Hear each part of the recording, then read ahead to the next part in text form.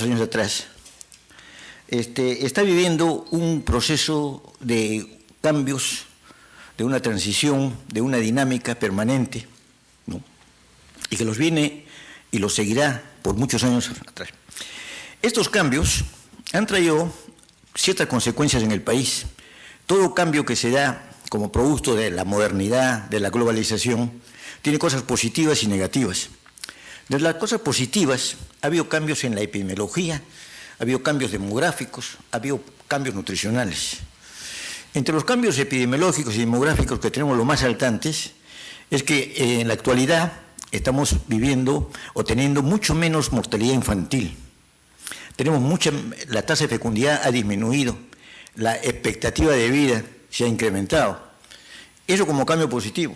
Como cambio negativo es la aparición de las enfermedades emergentes como consecuencia de los trastornos en los estilos de vida, trastornos en los patrones, en la actividad física, trae como consecuencia la aparición de enfermedades emergentes con la obesidad a la cabeza, y de ahí se desprende, lógicamente, la diabetes mellitus tipo 2, la hipertensión, la dislipidemia y algún tipo de cánceres. Esto en términos generales. Pero esta transición que se ve en el mundo tiene cosas particulares en los países en su desarrollo, que es lo que se llama la transición de tipo no occidentalizada, que se caracteriza fundamentalmente porque hay problemas que aún persisten y que no han podido solucionarse en el tiempo, y hay otros problemas emergentes que vienen a incorporarse a ellos y que realmente representan un esquema ya bastante frustrante para la... Me estoy refiriendo a la aparición, como bien dijo el doctor, de la obesidad como un problema emergente, y lo que vamos a tratar ahora es de ver ese problema que aún todavía no lo hemos podido solucionar, y que por esas cosas en la vida van a tener una coexistencia que también lo vamos a demostrar. Quiero hacer primeramente un deslinde terminológico, ¿no? Hablamos nosotros de retardo de crecimiento y también hablamos de desnutrición crónica. Son términos sinónimos, quieren decir exactamente lo mismo. Lo que sucede es que aquellas personas que dieron esta terminología, ¿no?, frente al mismo niño, tuvieron una visión diferente. Uno de ellos, que era el profesor Latham, decía que ese niño, yo lo que veo, que está chico, que no ha crecido suficientemente para su edad, por eso le puso retardo de crecimiento. Pero el doctor Waterloo, mirando también la misma escena, dijo, sí, tienes razón, pero ese es un chico que es desnutrido, ¿no? Y por las características que tiene es un desnutrido crónico. Pero a su vez dijo que desde el punto de vista de objetividad, el retardo de crecimiento es lo mejor. Pero desde el punto de vista político y estrategias, ningún político se va a sensibilizar cuando le decimos los niños tienen retardo de crecimiento, pero sí se sensibiliza cuando le decimos que tiene desnutrición crónica. Entonces, estos términos los vamos a emplear indistintamente y son iguales. La única diferencia es que ambos podemos utilizarlos hasta los 10 años, que es teóricamente donde va a empezar la pubertad. A partir de los 10 años para arriba ya no hablamos de desnutrición crónica, sino hablamos simple y llanamente de retardo de crecimiento. Vamos a ver la única que voy a presentar de lo que pasa a nivel mundial. A nivel mundial, el problema nosotros lo podemos leer ahí, perdón. Los 10 países que ostentan las cifras más altas de población infantil con nutrición crónica son India, China, Nigeria, Pakistán, Indonesia, Bangladesh, Etiopía, República Democrática del Congo, Filipinas y Tanzania. En 9 países del mundo, más del 50% de su población infantil menor de 5 años sufre desnutrición crónica. Estos países son Afganistán, Yemen, Timor, Burundi, Madagascar, Malawi, Etiopía y Ruanda. Guatemala es en la región el que tiene mayor desnutrición crónica, con el 54%. ¿Y cuál es la causa de este problema? No, hay en este escenario muchísimos modelos que tratan de explicar el problema. Nosotros hemos optado, yo no voy a presentar tantos modelos, por el modelo que nos da el Fondo de las Naciones Unidas para la Infancia, que es la UNICEF, que es un modelo que trata en realidad de los entornos, de los, diríamos, los espacios donde se va generando este problema.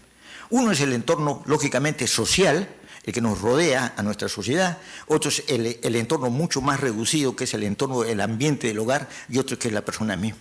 Entonces, dentro de estos vamos a ver las causas básicas, que es el entorno social, con todo lo que está aquí, las causas subyacentes, que son en el nivel del hogar, que no vamos a entrar al detalle porque acá está bien, pero sí las causas inmediatas, que son la ingesta insuficiente y las enfermedades.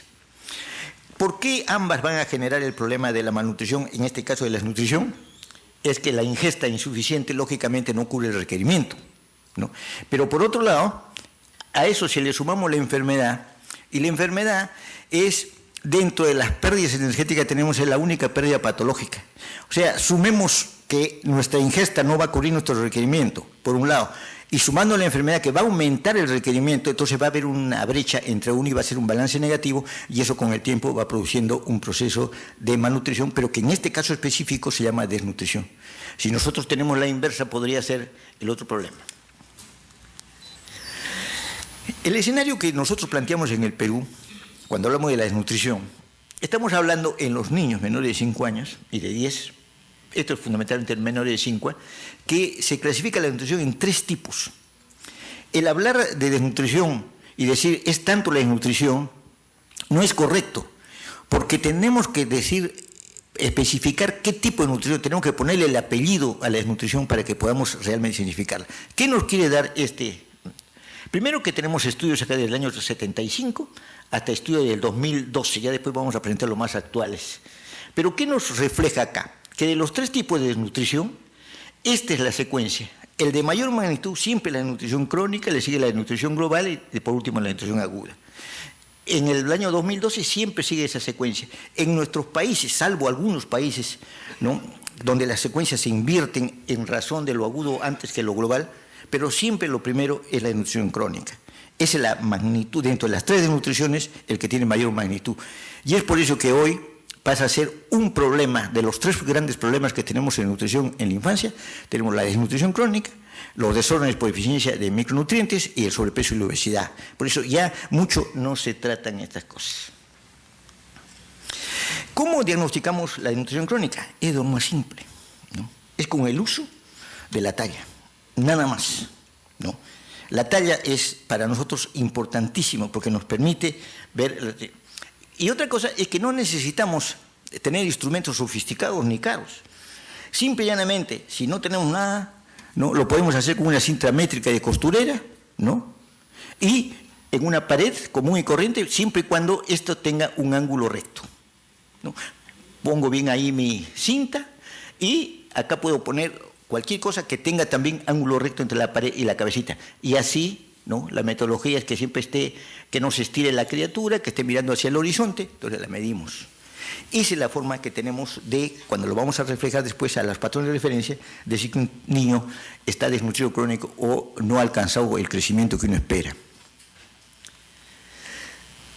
Traigo a colación esto porque en el año, en 1800 y pico, casi ya terminando en 1800 y pico, empezando en 1900, el conde Philibert de Montesquieu fue el primero que tuvo la curiosidad de medir al niño, a su hijo. Y lo hizo, miren, con una regularidad, como todo padre lo podría hacer en un hijo, por 18 años, ¿no? Y eso lo graficó después. Y para nosotros la primera referencia que hubo en el mundo sobre el crecimiento fue la que nos dio esto. Y miren ustedes, después el profesor Escamón, con esa información, hizo la hilera de crecimiento, y si ustedes recuerdan que el mayor crecimiento en los niños se da a menor edad, y lógicamente va disminuyendo, y después tenemos el empujón de la pubertad. Exactamente lo que vio en ese niño es lo que reflejamos ahora en las estadísticas. ¿Qué nos significa para nosotros el crecimiento? Siempre que hablamos de crecimiento, no debemos olvidar nunca el desarrollo. Lo hacemos en forma diferente, ¿no?, porque el desarrollo es más que nada cualitativo, y el crecimiento es cuantitativo, ¿no? Pero no debemos dejar de ver la perspectiva que son procesos simultáneos, espacios temporales que responden a un potencial genético, el cual se expresa plenamente cuando las condiciones medioambientales son favorables.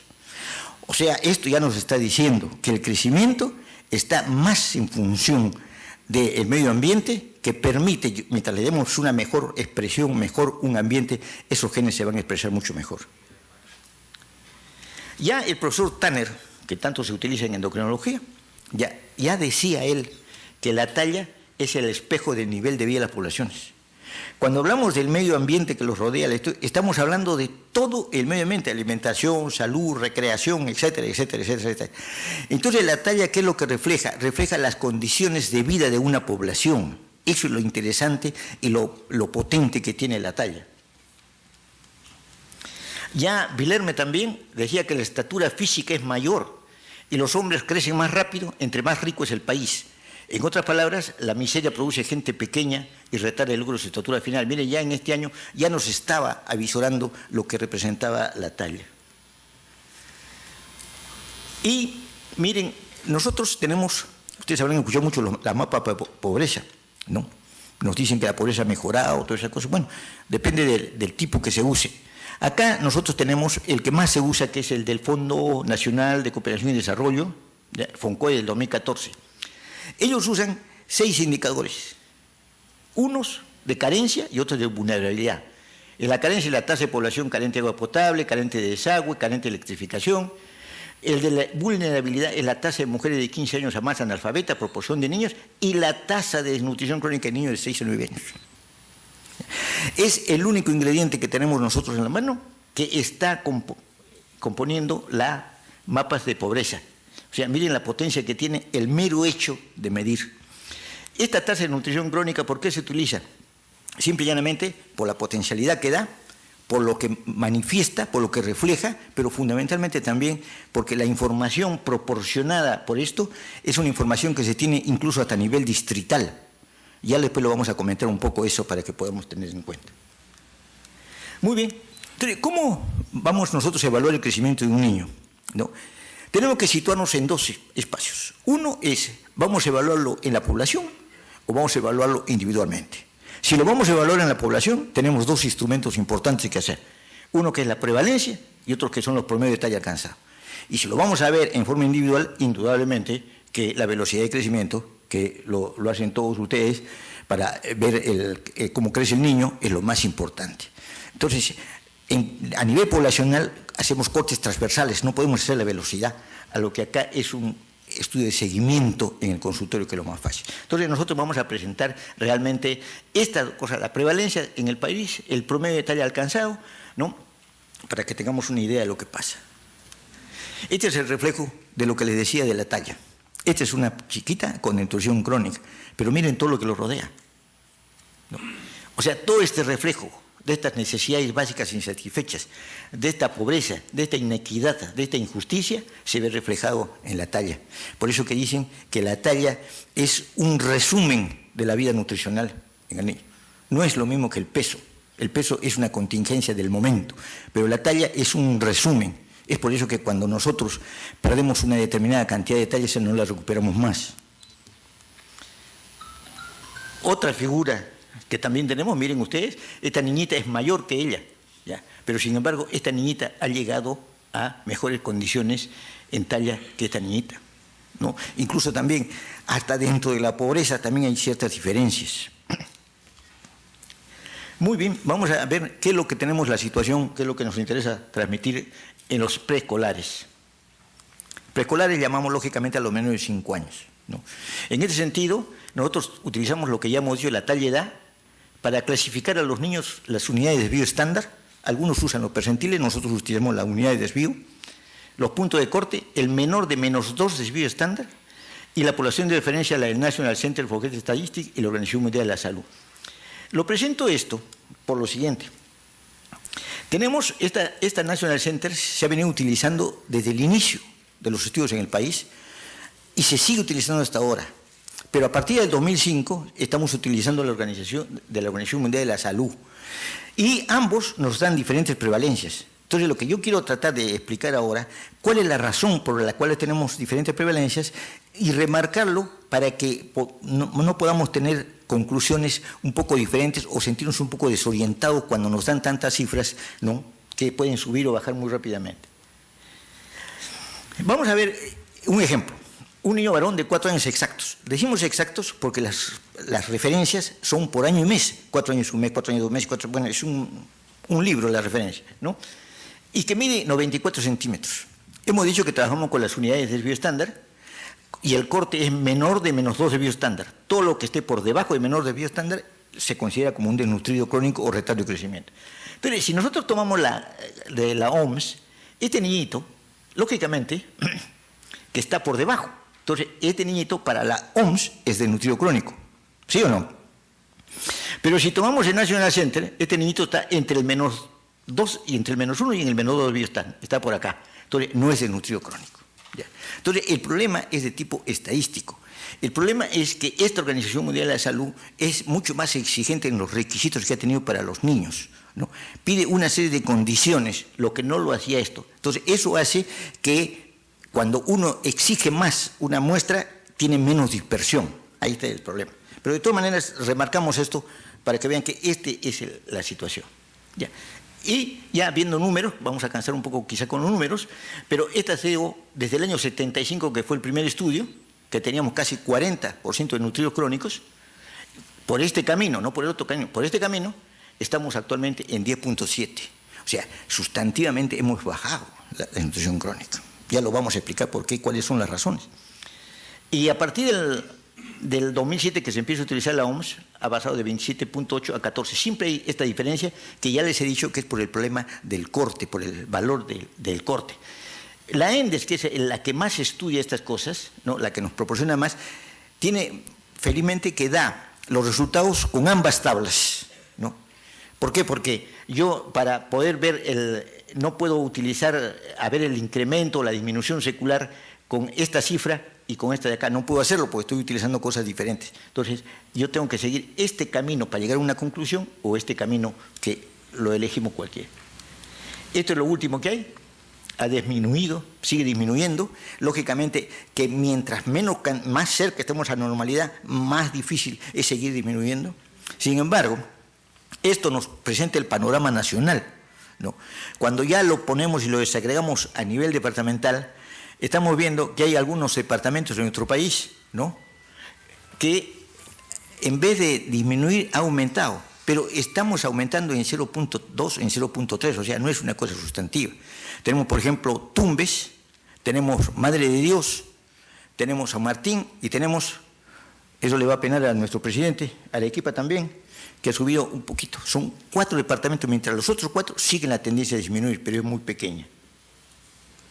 ¿Qué es lo que hay siempre la diferencia entre lo urbano y rural? También disminuyen, ¿no? Seguimos, lógicamente, teniendo en el ambiente rural 1 de cada 4 niños desnutrido crónico, pero comparando con antes que teníamos 5 de cada 10, estamos mejorando, o sea, se está mejorando.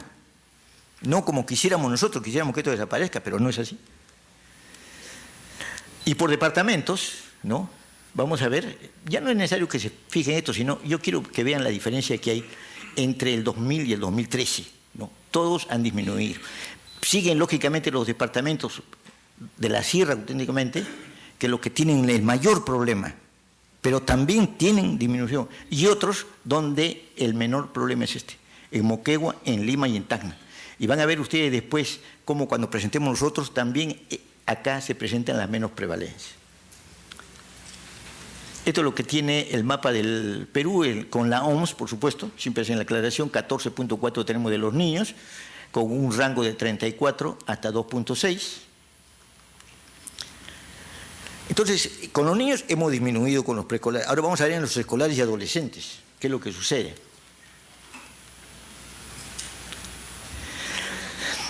Acá está, esto me voy a detener un ratito para comentarles esto, cuando dice censo 99 y censo 2005.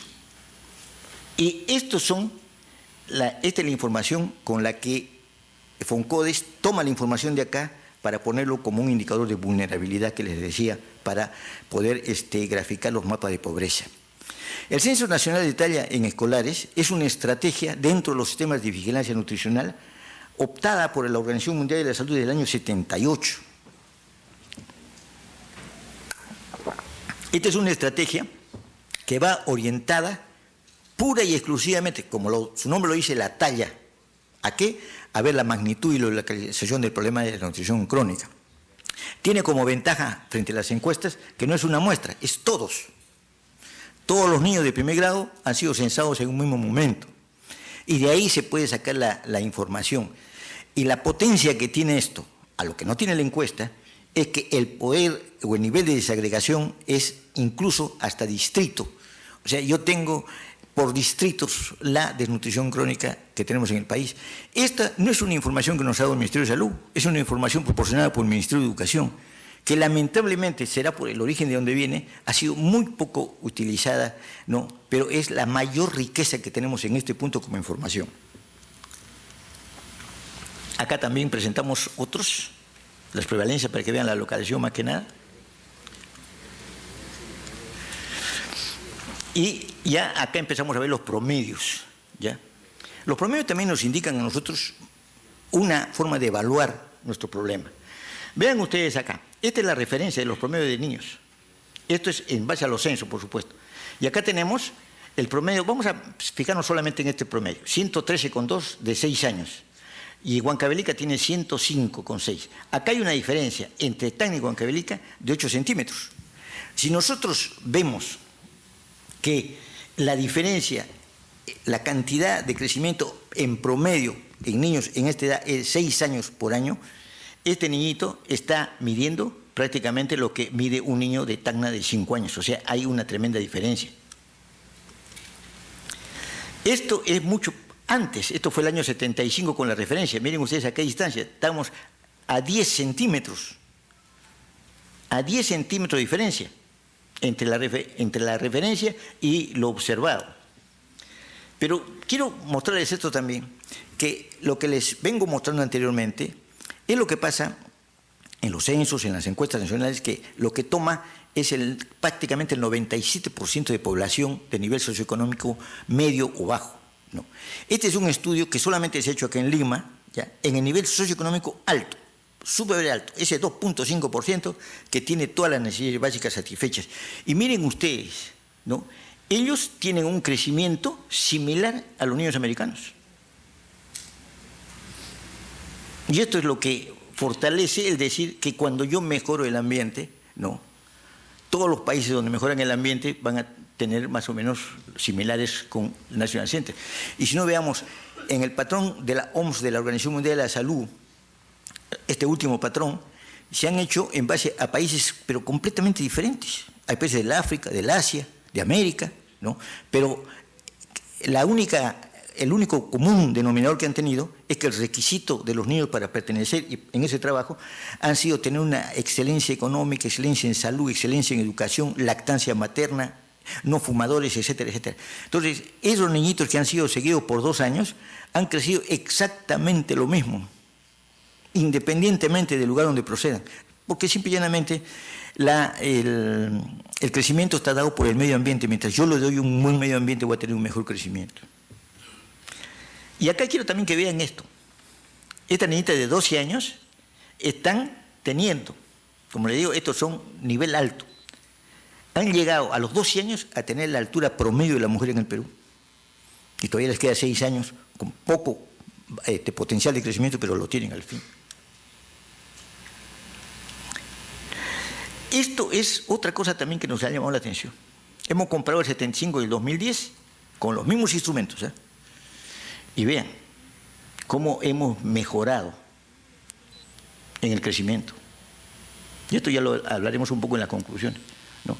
Entonces, se ha mejorado en estos prácticamente 30 años aproximadamente. Entonces, la cosa está mejor en este aspecto. Por eso le decía, es un problema que todavía no se le ha dado solución.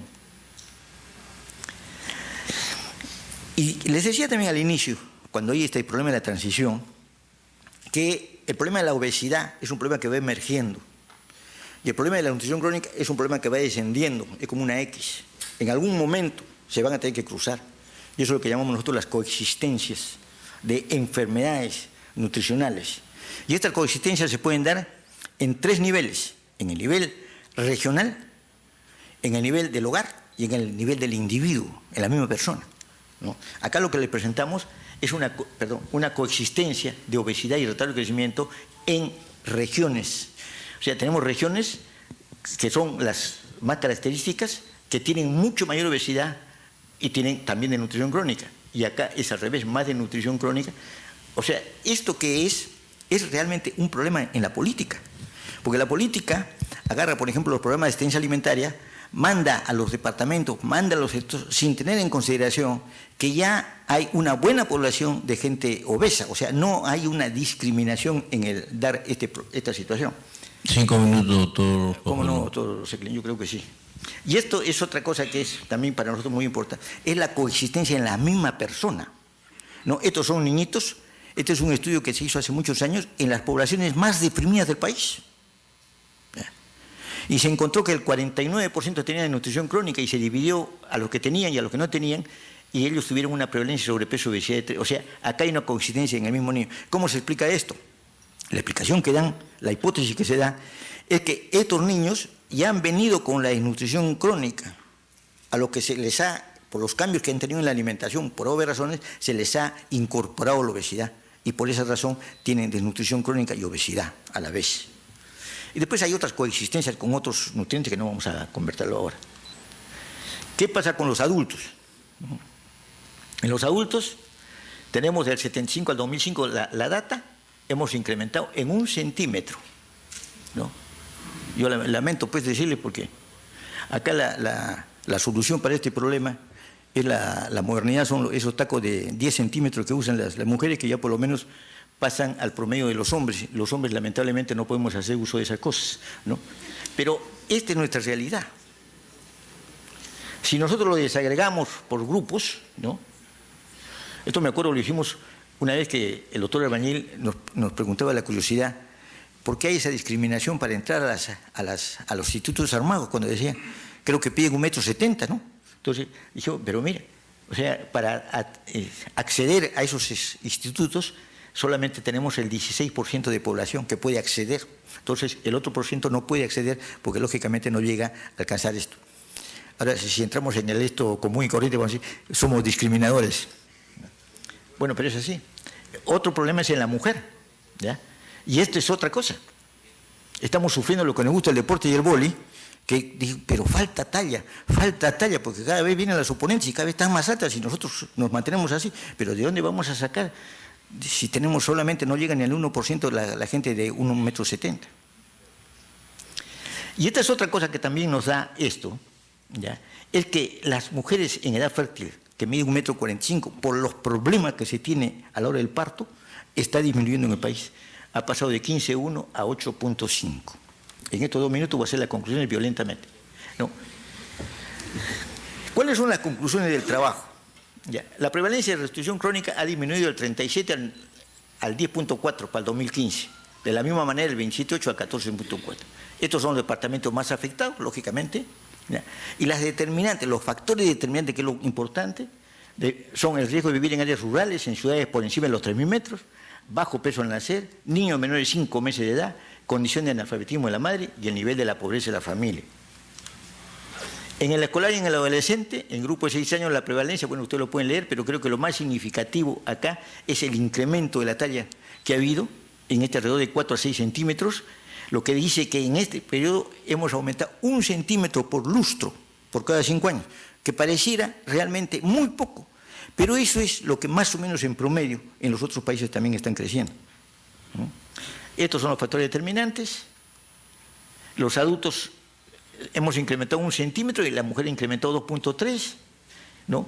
La cantidad de mujeres que viven por debajo, ya. Ahora, en este minuto con 40, mi estimado doctor Seclin, voy a tratar de ver por qué razones hemos mejorado. Podemos discrepar alguna cosa, pero yo creo que hemos mejorado, ya, por el esfuerzo que ha hecho los diferentes gobiernos, las diferentes instituciones, las universidades, los profesionales, todos hemos tratado de empujar el carro. Quizás el carro hubiera ido más adelante si hubiésemos hecho en forma sincrónica las cosas, en forma coordinada. Pero hemos mejorado, por ejemplo, ¿en qué? Se ha mejorado la lactancia materna, se ha mejorado la cobertura de inmunizaciones, se ha mejorado el saneamiento básico, se ha mejorado los niveles de educación. ¿Ya? Entonces, todas esas cosas que tienen que ver no directamente con dar el alimento, sino con mejorar el ambiente, es lo que ha hecho que tengamos en los niños, por lo menos, estas cosas. Vuelvo a repetir, todos los programas de asistencia alimentaria que se da también han contribuido, pero los que conocemos al interior estos programas, vemos que su contribución ha sido muy escasa.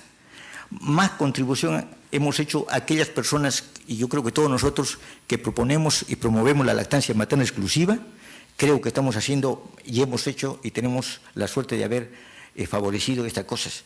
Todos aquellos que les decimos a los niños, a las mamás, señora, no deje de vacunarlo a la criatura, no deje de lavarle las manos, no deje, tratamos de cortar la infección, estamos haciendo bastante. De todas maneras, todavía falta mucho por hacer, pero creo que estamos en un buen camino. Muy bien, gracias. Frustrante para la... Me estoy refiriendo a la aparición, como bien dijo el doctor, de la obesidad como un problema emergente, y lo que vamos a tratar ahora es de ver ese problema que aún todavía no lo hemos podido solucionar y que por esas cosas en la vida van a tener una coexistencia que también lo vamos a demostrar. Quiero hacer primeramente un deslinde terminológico, ¿no?